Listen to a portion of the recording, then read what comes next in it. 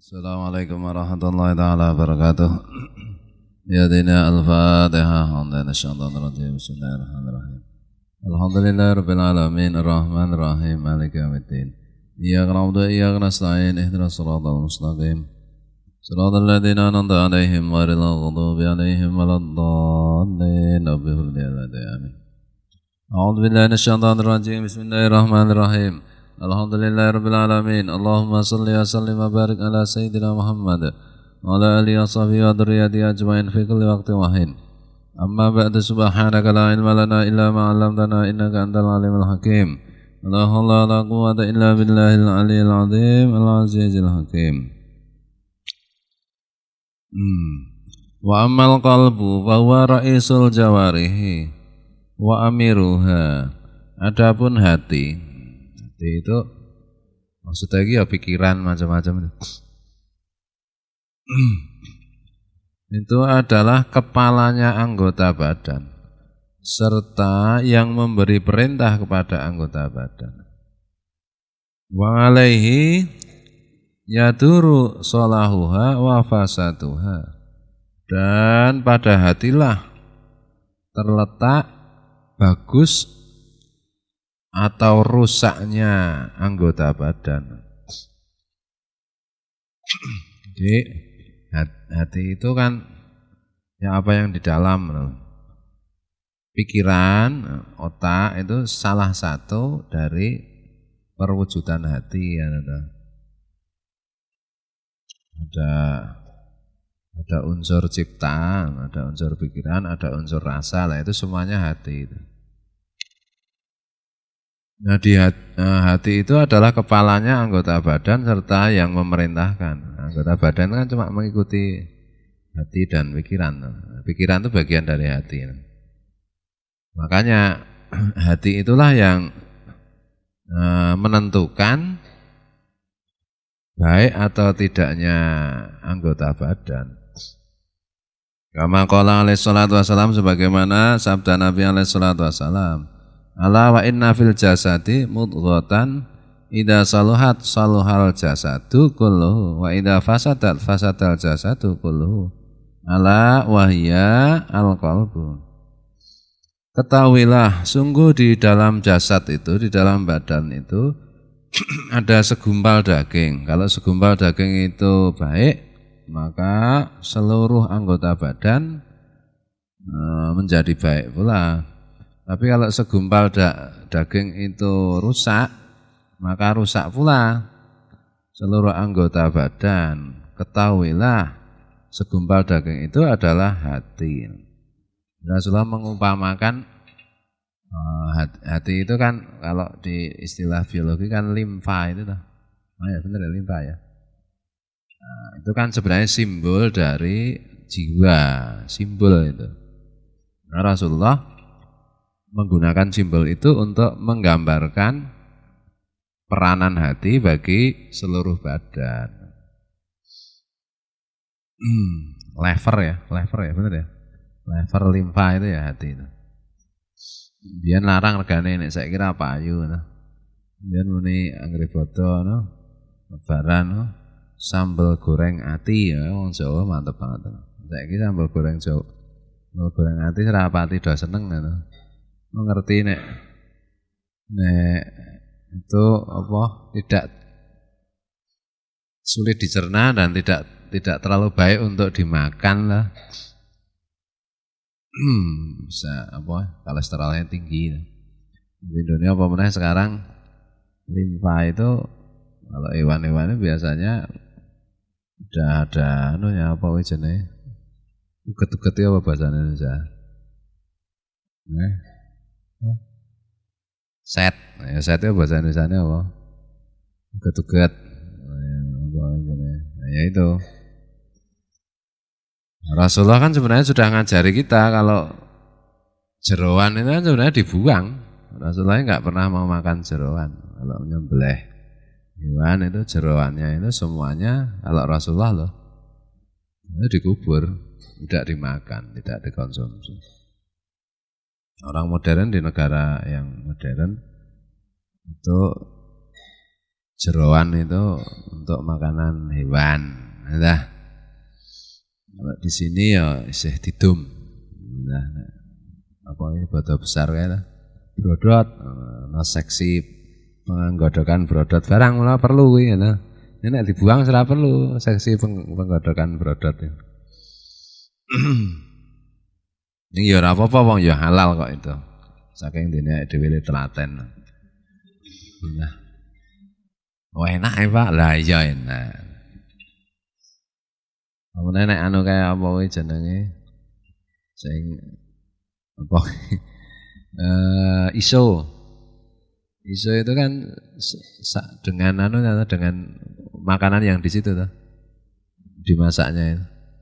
Jadi usus halus, di situ ada kandungan makanannya. Dimakan kan saisine itu tuh. Kata wong Jawa ya aneh-aneh ya. Ini janjane sine iki apa kuwi? Saripati makanan apa telek nom iki ra cetha ya. Sing penting enak, Pak. Oh ya wis. Bismillahirrahmanirrahim. Wa amal jawarihu. Panakni biya al-a'da'a asab ngata al-ghaina wal uduna wal lisana wal batna wal farja wal yada wal rijla. Adapun anggota badan itu terdiri yang pokok itu ada 7. Yang pertama mata, yang kedua telinga, yang ketiga lesan atau mulut, yang keempat perut, yang kelima kemaluan, yang keenam tangan, yang ketujuh kaki. Itu kan alat-alat untuk bergerak bagi badan lah. Panca indera itu apa? Telinga, mata, hidung, hidung terus apa mana? Kulit, terus apa? Lidah. Ini unsur itu dari situ juga bisa. Kalau ini kan dilihat dari mobilitas badan itu kan dari mata, telinga, mulut. Nek mengambu iki enggak usah bergerak aja bisa ya. Misalnya kocok entot di situ saya dari sini bisa mambu ngono lho. Perut kaitannya dengan makanan, kemudian kemaluan, kemudian tangan, kemudian kaki. Ini kan yang akan dimintai pertanggungjawaban oleh Allah. Disitulah gerakan ketujuhnya itu bisa berakibat pahala, bisa berakibat dosa. Fa amal ngainu fa ya nikmatun ngatimatun minallahi alang abdihi. Adapun mata itu adalah nikmat yang agung dari Allah kepada hamba-hambanya. Wa qad khalaqaha lahu yang durabia fi ngajaibi masnungatihi fi ardihi wa samawatihi. Dan benar-benar Allah menciptakan mata untuk makhluknya supaya makhluk itu dengan matanya itu memperhatikan keajaiban-keajaiban macam-macam makhluknya Allah, baik yang ada di bumi maupun yang ada di langit. Wa yastadu bidzalika ma'rifatan wa yakinan bi rabbih. Maka dengan demikian, dengan memperhatikan itu bertambahlah makrifatnya, bertambahlah pemahamannya, pengetahuannya dan keyakinannya kepada Tuhannya. Wa ta'atan wa khidmatan lahu, dan juga ketaatan dan pelayanannya kepada Tuhannya. Liyahtadiya biha fi dzulumati, dan juga supaya agar makhluk itu menggunakan pengetahuannya macam-macam dari matanya itu digunakan ketika menghadapi kegelapan. Wa ista'ina biha 'alal hajati, dan dengan mata itu digunakan untuk menolong memenuhi keinginannya. Fa inis ta'malaha fima khuliqat lahu kana minal muti'ina asyakirina. Dan kalau seseorang itu menjalankan matanya sebagaimana tujuan mata itu diciptakan, maka orang itu termasuk orang yang muti'in, orang yang taat, yang syakirin, yang bersyukur. Wa in atlaqaha wa arsalaha fima harramallahu alaihi minan nadhari ilan nisa'i al-ajanibi wasuwari al-jamilati ibang syahwati faqad ngasa tangarrada lil ngiqabi wal balai. Tapi kalau seseorang itu membiarkan dan melepaskan matanya pada tempat-tempat yang diharamkan Allah, yaitu diantaranya melihat perempuan, melihat lawan jenis yang bukan mahramnya, dan melihat bentuk-bentuk kecantikan yang bisa membangkitkan syahwat, keinginan-keinginan, maka berarti orang itu telah maksiat dan menghadapkan dirinya kepada siksa dan cobaan. Mata kan harusnya digunakan untuk memperhatikan apa saja supaya lebih makrifat kepada Allah. Supaya apa kuwi jenenge? Supaya lebih yakin melihat keajaiban ciptaan Allah, supaya menjadi yakin. Ini masalahnya itu ya, melihat itu kalau tidak punya modal pemahaman ya tidak paham juga ya. Makanya ilmu itu kan menuntun semuanya, menuntun 7 macam anggota badan itu. Misalnya melihat apa gunung, melihat apa, melihat laut, melihat. Kalau hatinya itu tidak dibekali ilmu, ya tidak paham dengan apa yang dilihat, itu tidak bisa menyimpulkan. Makanya kan ada ayat-ayat kauniyah, ada ayat-ayat kauliyah. Ayat-ayat kauliyah itu kan Al-Quran, ayat-ayat yang diucapkan, yang bentuknya ucapan. Al-Quran itu nanti kan diterangkan hadis, diterangkan fatwa-fatwa ulama dan seterusnya itu. Nah, ada ayat-ayat kauniyah, ada ayat-ayat di alam nyata yang diperhatikan dengan mata itu. Nah, meskipun ayat-ayat kauniyah ya saiki harus dilihat dengan mata, wong bentuknya tulisan juga ta. Tapi kan bentuknya ucapan. Nah, bentuknya yang satu itu kalimat ucapan bahasa, yang satu lagi benda-benda yang kauniyah itu. Nah, melihat benda-benda, melihat apa ayat-ayat yang tergelar ini, kasunyatan atau alam itu, bagaimana bisa orang itu bisa menyimpulkan menjadi lebih makrifat pada Allah kalau bekal ayat-ayat kauliyahnya tidak cukup, kan ya sulit. Nah, buktinya apa? Buktinya orang yang tidak kenal agama itu ya tiap hari lihat laut, tiap hari lihat langit, tiap hari lihat gunung, ya tetap aja tidak iman. Nah, meskipun 1-2 ya bisa juga dalam kejadian Nabi Ibrahim itu melihat bintang, wah ini berarti Tuhan. Nanti kok hilang, oh masa Tuhan hilang, enggak ada bulan, oh ini apa ya Tuhan ini? Hilang juga, matahari lebih besar lagi hilang juga. Kesimpulannya dari Tuhan itu, Allah itu yang menciptakan semuanya tadi. Itu kan karena hidayah dari Allah. Nah, hidayah dari Allah itu secara umum kan wujudnya ayat-ayat kauliyah itu, pengetahuan itu, ilmu itu.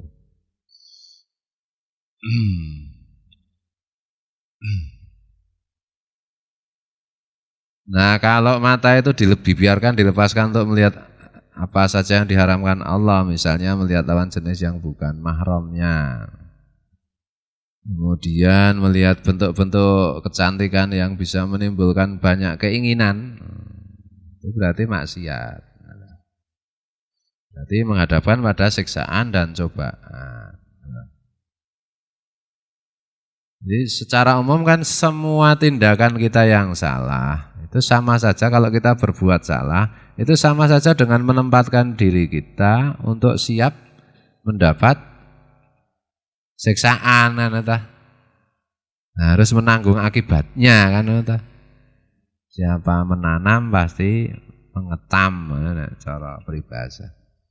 Perbuatan baik ya mesti hasilnya baik, perbuatan buruk mesti hasilnya buruk. Di dunia ada, di akhirat ada.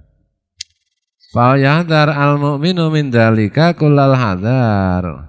Maka seyogyanya orang yang beriman itu benar-benar takut dan setakut-takutnya dari melakukan kemaksiatan mata. Wa minan nadhari ila ahadin minal muslimina bingainil istisghari wal ihtikari, dan juga waspada atau takut kalau sampai melihat seseorang di antara orang-orang Islam lainnya dengan pandangan mengecilkan dan menghinakan. Jangan menganggap kecil orang lain, jangan menganggap remeh orang lain.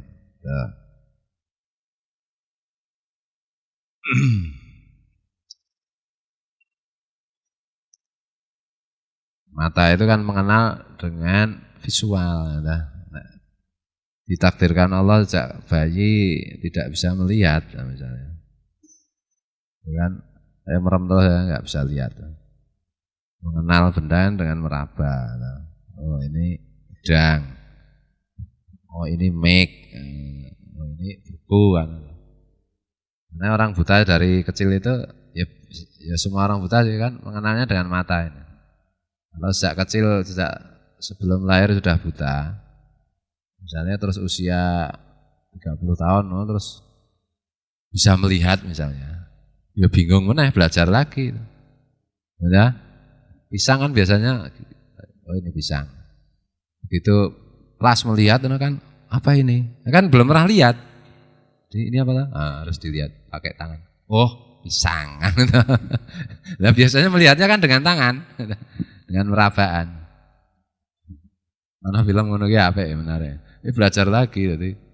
Biasanya buku yang lihat gitu. Oh ini buku. Nah, begitu melihat kan ditanya, "Ini apa?" Ya enggak tahu, wong pakai mata harus begini, merem sik. Oh ini buku. Ini belajar sekolah meneh kuwi. Sama dengan misalnya usia misalnya 20 tahun terus udah biasanya dengan mata meraba-raba gini ya belajar lagi ya. Apa ini? Ini apa ya? Oh ini mic jenenge. Oh mic. Misalnya biar, tapi ya tidak serumit yang pertama tadi ya. Maka syukurilah kita itu diberi mata bisa melihat secara visual. Yang punya mata, yang tidak punya mata ya bersyukur juga terhindar dari maksiat visual. Maksiat visual ngerti ya maksudnya, Parman? Tahu nggak Parman maksiat visual? Yang dilihat-lihat itu loh.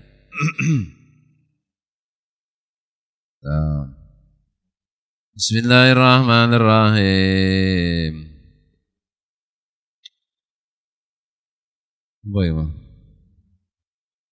Jangan melihat orang lain, benar-benar harus waspada. Jangan sampai melihat sesama orang Islam itu dengan pandangan meremehkan dan menghinakan.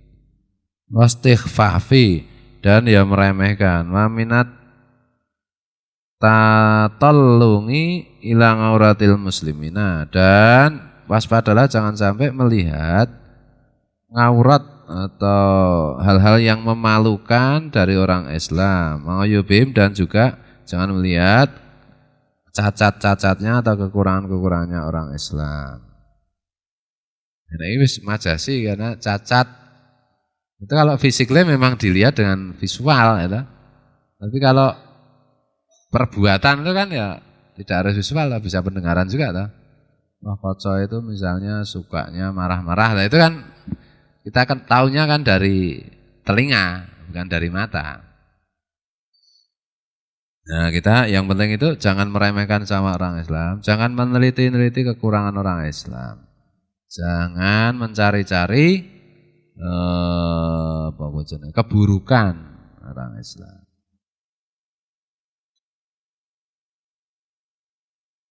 Wa kadzalika yang bagi lahu alla yuksira an-nazara ila syahwatid dunya wa mubahatiha allati tadungun nafsu ila raghbati fiha. Begitu juga seyogianya seorang yang beriman itu jangan memperbanyak melihat kesenangan-kesenangan dunia dan kemubahan-kemubahan dunia.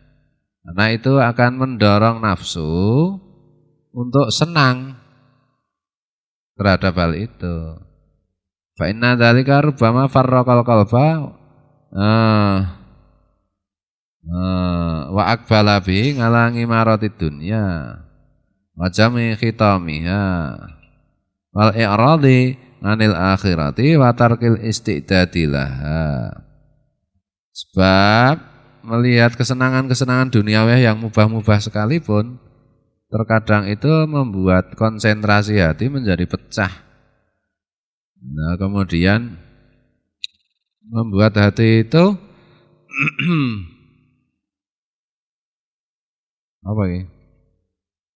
Membuat hati jadi menghadap ngimaratud dunia, kamarian dunia dan semua apa jenenge keenaan dunia dan memalingkan dari akhirat serta membuat orang meninggalkan persiapan untuk akhirat.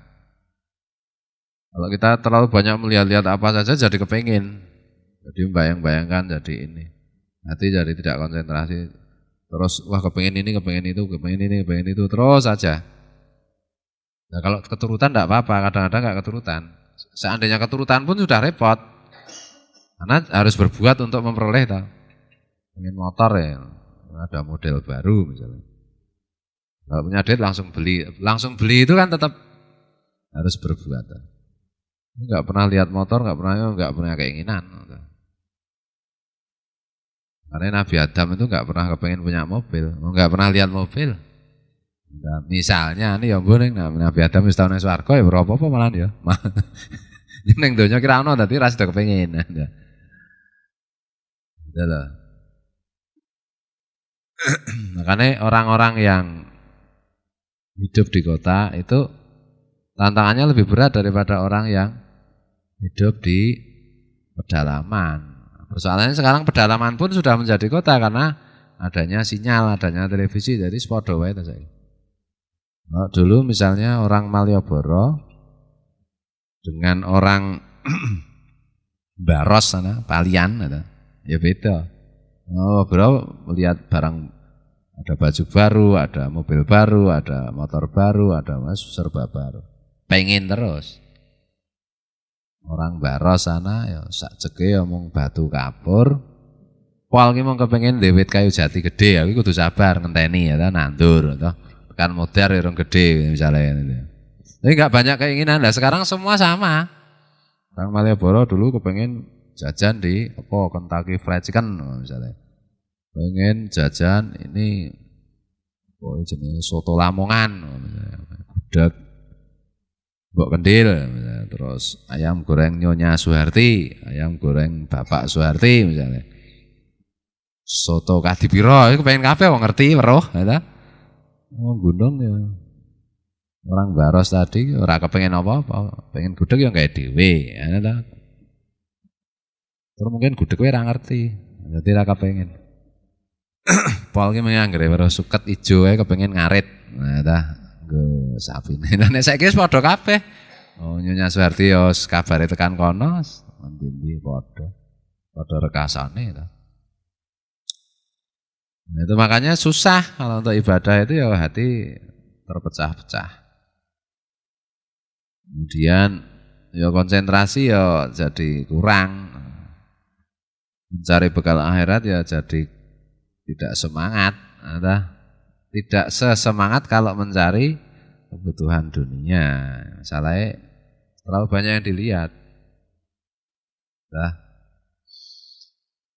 Meskipun kadang-kadang yang dilihat itu ya membohongi juga. Misalnya di TV iklan pakai bedak ini langsung kulitnya putih dalam waktu 7 bulan.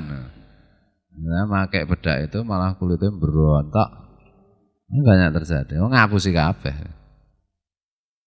Nek nggon TV apa-apa ketok enak sih masalah iki ta. Mbok misale kowe gawe iklan ning TV ngono aja. Mangan telek lencong ngono ya. Sedap. Sadis ngono ki. Kabeh wong do kepengin kok. Padahal telek lencong.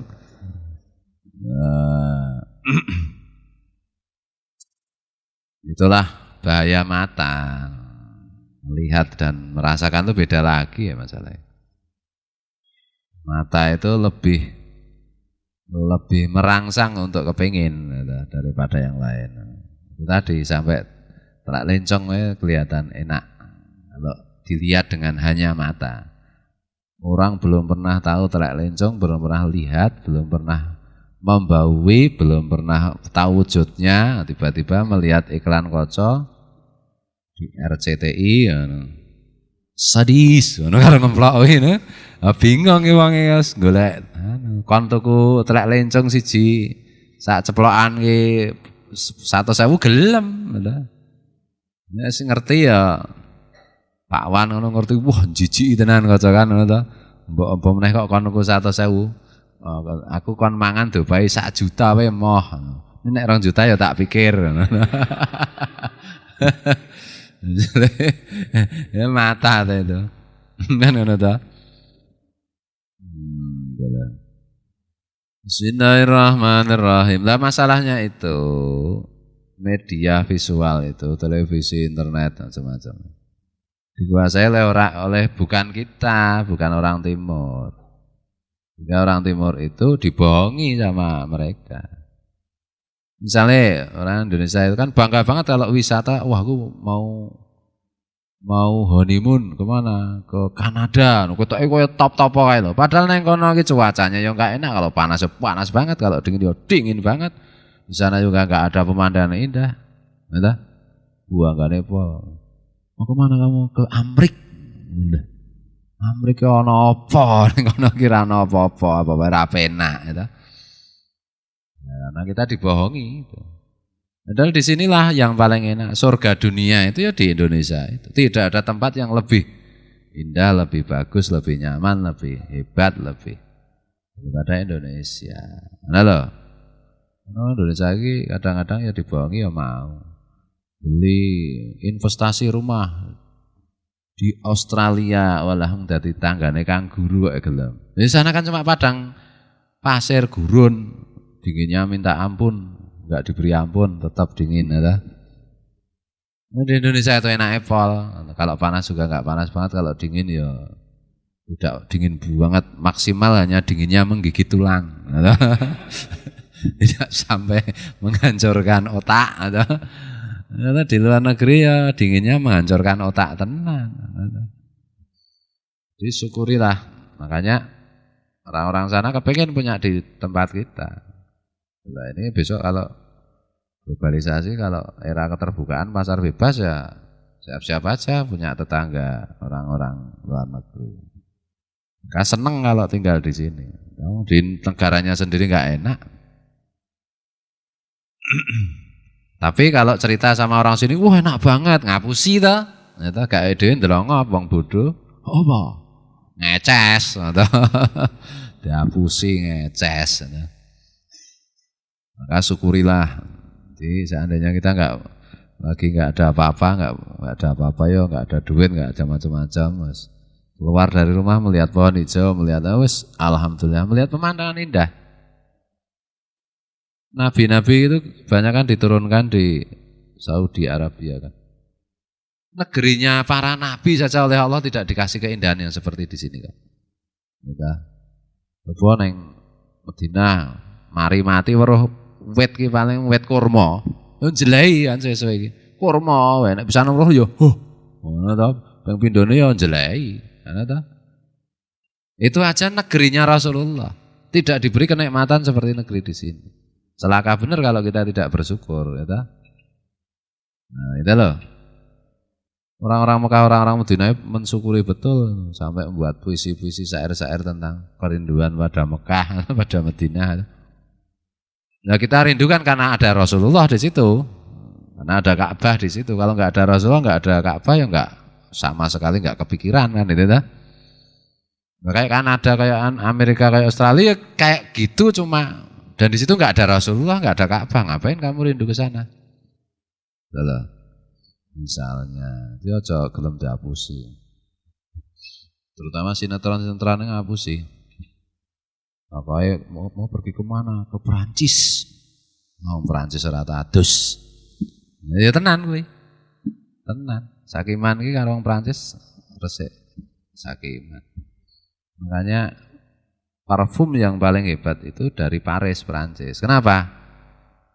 Karena orang-orang sana nggak pernah mandi, jadi harus diciptakan parfum yang tidak usah mandi pun bau badan bisa hilang, tertutupi wangi parfum itu. Ya pancen ngono kuwi asli iki, ora kok guyon ya. Nek kene ora butuh parfum. Nggri adus ngono wis. Akhirnya juga mudah apa-apa mudah. Kita syukurilah. Nanti adanya harusnya itu senang dan senang, enak dan enak. Adalah. Bismillahirrahmanirrahim. Belum ada badai pasir, atau di padang pasir kan ada badai pasir, ada macam-macam. Nah, di sini kan nggak ada badai pasir, paling badai abu, abu Gunung Kelot ya sehari 2 hari kena hujan selesai. Ya. Enak banget jane. Mulane orang Indonesia kok isih cemberut itu ya kebangetan. Bener. Jale orang Arab ngono. Cemberut agak bad mood ngono. Terus tiba-tiba dipindah karo malaikat, dipindah ning Jawa, cling ngono to weruh. Terus wet ngono ora ketang wet bendera apa wet apa ngono. Oh, masyaallah, subhanallah. Dadi anu kok tertawa ngakak. Iya, ning kono iki ya lihat di mana-mana cuma pasir panas. Sudah. Jadi kita syukuri. Nah, mata kita daripada melihat yang enggak, lihat pohon. Denget pohon kok sesuai denget kok ayu ya. Mah jatuh cinta karo pohon. Oh, tak ijabi sisan ta. Mutke wedhus. Kok ayu banget mah tok keloni ya wis. Luwih parah kuwi mbane. Luwih kacau meneh kirek ya ta. Itu ana gubernur ngendi kawin sama buaya itu. Ada ta? Iki menungso apa buaya ora cetha itu. Manusia setengah buaya itu. Mosok kawin kok sama buaya itu. Yo terjadi tenan ki. Jadi kowe cadangane oke gini, menungso ora gelem ki banyak kemungkinan. Nyatane ya kawin karo buaya ya ana gubernur itu. Ono di daerah mana? Lali Amerika Latin itu. Sungguh-sungguh terjadi. Ono orang kawin dengan anjing kan ada. Ada itu jan koplak tenan untuk kene. Mungkin tak didelok anjingnya kok suwe-suwe menet-menet bagus ya ngono kuwi mungkin. Mula nek ngatke kucing aja kesuwen ki. Wis suwe-suwe syahwat wae ya ta. Ora usah ngetke lawan jenis, ngetke apa wae nek ngantek syahwat. Nah kuwi ya ora bener ta. Ora bener. Nek weruh pitik kalkun wedok ngono. Ayu ya bulane. Terus diambungi ngono ya. Ya kuwi ya termasuk zina. Dudu wong kok. Nah dudu wong wong kowe mbayangke kuwi kok. Sapa ngerti kowe ya jane asline dudu wong ngono. Asline ya omong kalkun mau to. Macam-macam to. Ya dilihat keindahannya tapi jangan sampai ya. Bismillahirrahmanirrahim. Fahifdzun nadhari ngandalika muhimun wa muta'akkidun. Wallahu muwaffiq ila aqwamit thoriq wallahu alam. Assalamualaikum warahmatullahi taala wabarakatuh. Taqabbalallah minna wa minkum.